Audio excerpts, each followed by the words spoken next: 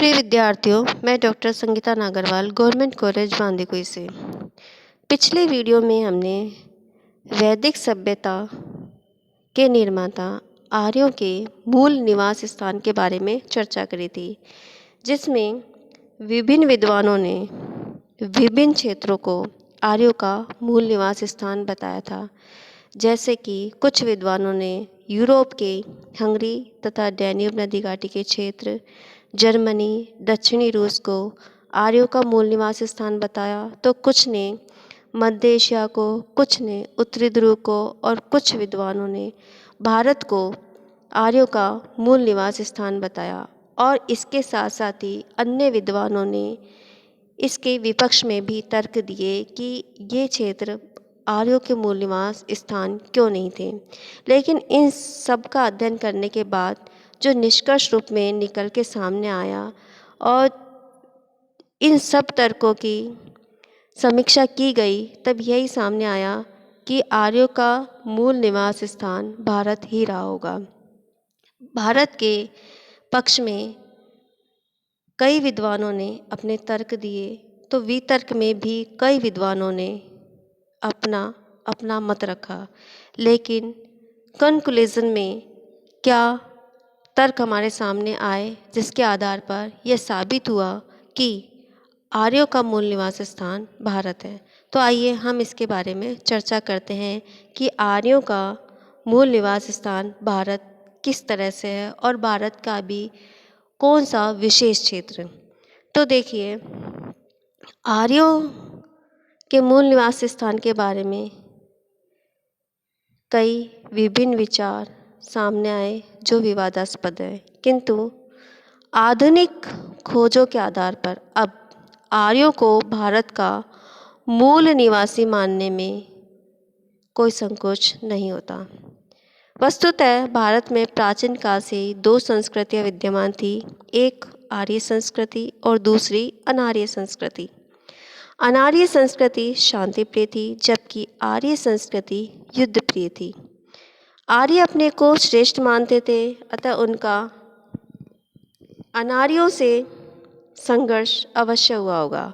इस संघर्ष में आर्यों ने अनार्यों को दक्षिण भारत की ओर धकेल दिया, अतः द्रविड़ों यानी कि अनार्यों की तरह आर्य भी भारत के मूल निवासी थे। ये था पहला तर्क। दूसरा, भौगोलिक परिस्थितियों के कारण आर्यों और द्रविड़ों में शारीरिक अंतर आ गया। यूरोप के निवासी शीत कटिबंध में होने की वजह से गोरे हैं, जबकि दक्षिणी अफ्रीका के निवासी उष्ण कटिबंध में रहने से काले हैं। अतः शरीर की दशा और वर्ण तो भौगोलिक तत्वों पर आधारित हैं। इसी तरह कौल, भील, संथाल, मुंडा, यक्ष, किन्नर, गंधर्व और किरात सभी प्राचीन काल से ही भारत की मूल जातियां रही हैं। वास्तव में भारत में एक ही जाति का विकास हुआ है, यद्यपि भौगोलिक परिस्थितियों के कारण उत्तर में आर्य, दक्षिण में द्रविड़ और विंध्य प्रदेश के आसपास शबर, पुलिंद, जिसमें कोल, भील, संथाल और मुंडा जातियां हैं, जो अलग अलग विकसित हुई। प्राचीन समय से ही भारत एक राष्ट्र था, आज भी भारत एक राष्ट्र है, अतः यहाँ एक ही मूल जाति आर्य थी। कालांतर में आर्य जाति का प्रसार बाह्य देशों में हुआ।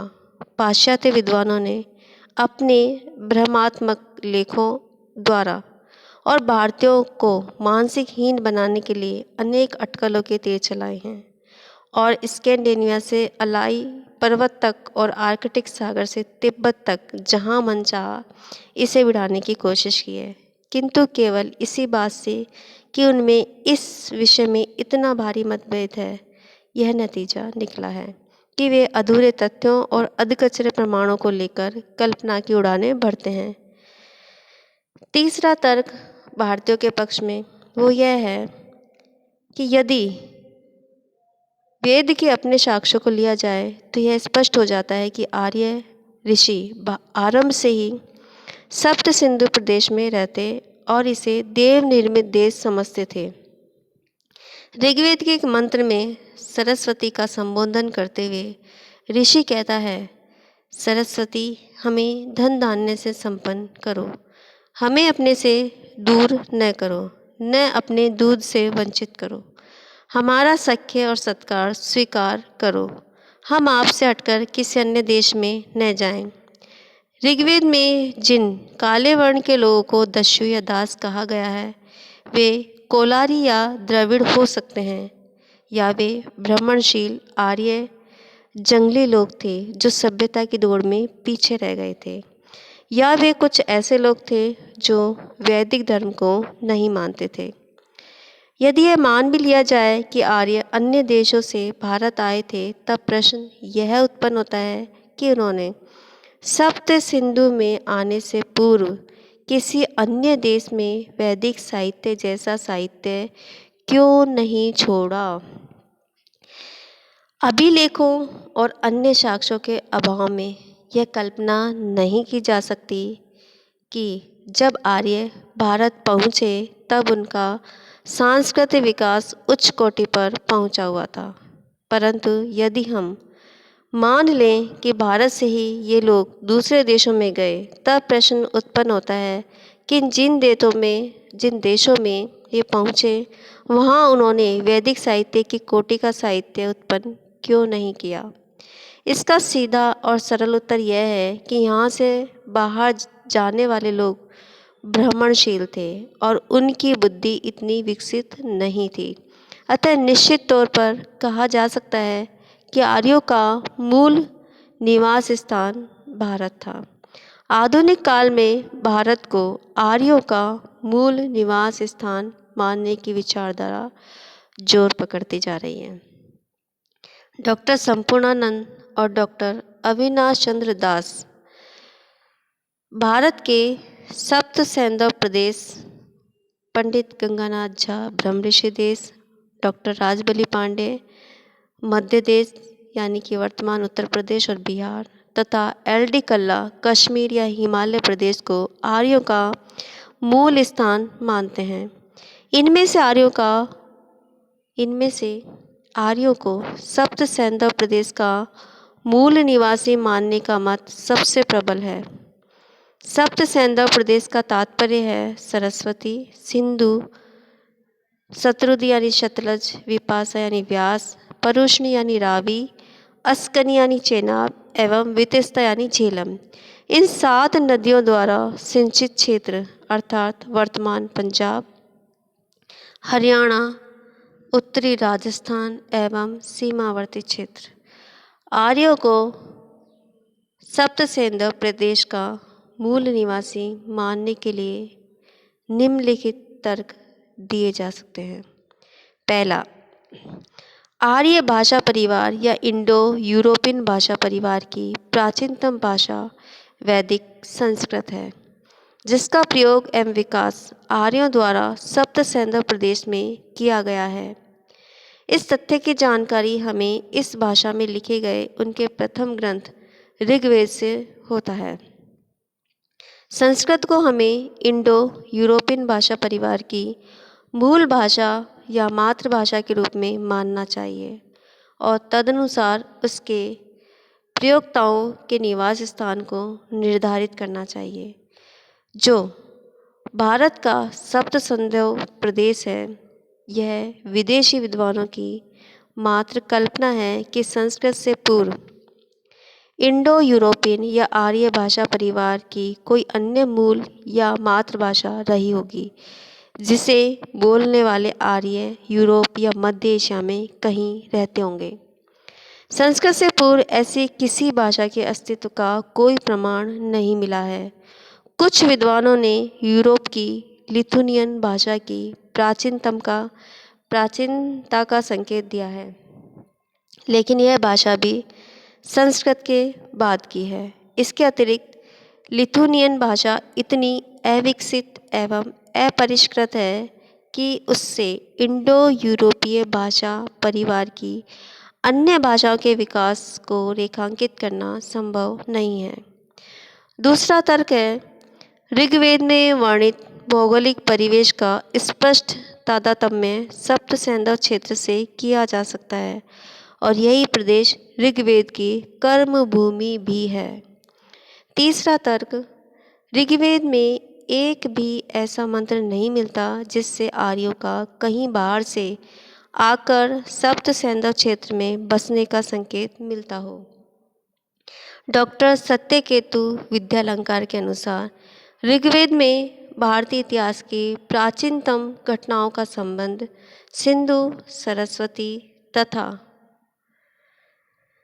तथा सप्त सिंध व देश की अन्य नदियों से जोड़ा गया है। एक सूक्त में इंद्र के उन वीर कृत्यों का उल्लेख है जो उसके द्वारा सबसे पहले किए गए थे। उसके जो सबसे पुराने वीर कृत्य थे उसका संबंध सिंधु और सरस्वती के ही साथ था, किसी ऐसे प्रदेश से नहीं जो भारत के क्षेत्र से बाहर हो। चौथा तर्क वैदिक साहित्य के आंतरिक प्रमाण से याद होता है कि आर्य सप्त सैंधव क्षेत्र को अपनी मातृभूमि मानते थे। सरस्वती के प्रदेश को वैदिक साहित्य में देव योनि कहा गया है, अर्थात अर्थवेद में स्पष्ट कहा गया है कि यही वह भूमि है जहाँ पूर्वजन निवास करते थे। पांचवा तर्क भारत पर आर्यों के आक्रमण का सिद्धांत प्रमाणों के अभाव में स्वीकार नहीं किया जा सकता। मार्टिमर व्हीलर, जिन्होंने आर्यों के आक्रमण का विचार प्रस्तुत किया था, स्वयं उनका विश्वास भी बाद में इस विचार से हट गया।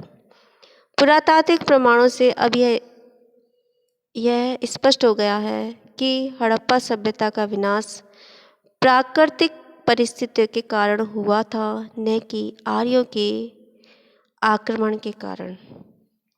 इसके अलावा विदेशी विद्वानों ने आर्यों के आक्रमण की तिथि 1500 ईसा पूर्व के आसपास निर्धारित की थी तथा भारत में ऋग्वैदिक काल का समय 1500 ईसा पूर्व से 1000 ईसा पूर्व के मध्य रखा था। लेकिन अब नए तथ्यों के उजागर होने से यह प्रमाणित हो गया है कि सरस्वती नदी का विलोप लगभग 1900 से 1800 ईसा पूर्व के आसपास हो चुका था तथा उसके विलुप्त होने की प्रक्रिया उससे पहले शुरू हो चुकी थी। अतः यह कैसे संभव है कि ऋग्वेद, जिसमें सरस्वती नदी की बड़ी ओजस्वी भाषा में प्रशंसा की गई, उसकी रचना 1500 ईसा पूर्व में आर्यों के तथाकथित भारत आगमन के बाद की गई थी। छठा तर्क कुछ नए अन्वेषणों से सिंधु सरस्वती सभ्यता और वैदिक सभ्यता की कुछ मौलिक समानताएं उजागर हो रही हैं। दोनों सभ्यताओं का भौगोलिक क्षेत्र सप्त सैंधव प्रदेश है। डॉक्टर भगवान सिंह ने वैदिक साहित्य से उद्धृत ऐसे बहुत से प्रमाण दिए हैं जिनसे याद होता है कि विकसित नगरीय जीवन वैदिक सभ्यता का भाग था। जिस प्रकार की जल निकास प्रणाली सिंधु सरस्वती सभ्यता के नगरों में मिलती है, वैसे ही विकसित व्यवस्था के संकेत वैदिक साहित्य में भी मिलते हैं। उत्खनन से प्राप्त अवशेषों से यह भी याद होता है कि सिंधु सरस्वती सभ्यता के लोग घोड़े से परिचित थे।